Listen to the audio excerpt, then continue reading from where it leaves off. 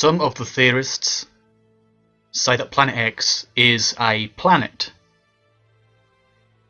whereas others say that Planet X is really a star. And on Nibiru, a number of people claim that Nibiru is a planet, and yet other people claim Nibiru is also a star, or could be a star. There's this claim out there that they're two different objects, that Nibiru is the name of the star and Planet X is the name of the planet next to it. Alternatively, some people say that Planet X is the brown dwarf star, which is basically the small star with Nibiru in orbit. If we put the names to one side for now, there seems to be the general consensus by the Nibiru Planet X theorists that there's a number of possibilities. There's a possibility of a star-like object and at least one planet, maybe more. It's claimed by some theorists that there are a number of planets around this brown dwarf star.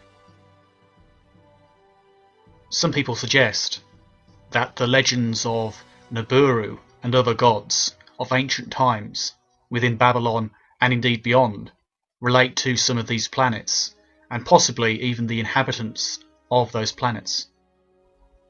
Some theories relating to the planet or planets which may be inhabited speak of UFOs and alien abduction, as well as the ancient accounts of gods being connected to the inhabitants who come to Earth to collect resources whenever that mini solar system is on a close orbit.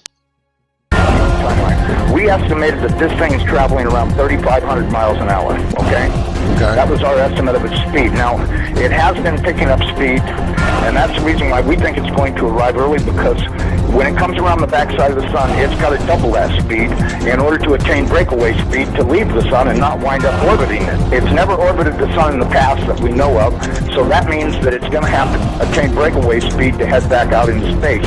Now, you look at the NASA videos, photos, and all this other crap those morons put on the internet. This thing is coming in, it's gonna, as soon as it goes around the top of the sun, it's gonna go back out into space. Right. And it's gonna do this really fast. When it goes past us, it's gonna go past us so fast that we'll almost have no time to get ready. That's my opinion, but, you know, just drawing it out on paper a few times and thinking about it, and I went, you know, if this thing picks up enough speed to make breakaway speed, then that means it's going to come past us. You know, this thing, according to what I was told, is that this thing is approximately 47,000 miles in diameter, you know, 4 or 5 times the size of the Earth, and it'll come past us, and we won't have a lot of warning, and we won't get to see it in the sky until it's on us. I think the NASA timeline is completely off.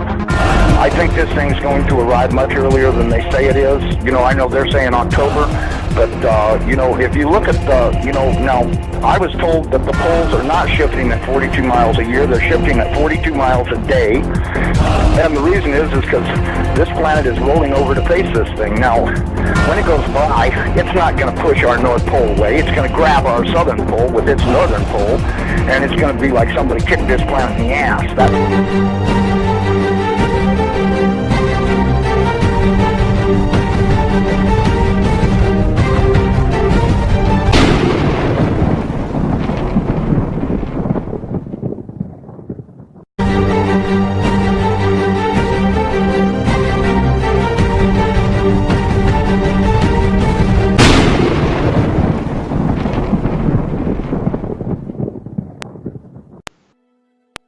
Some of the theorists say that Planet X is a planet,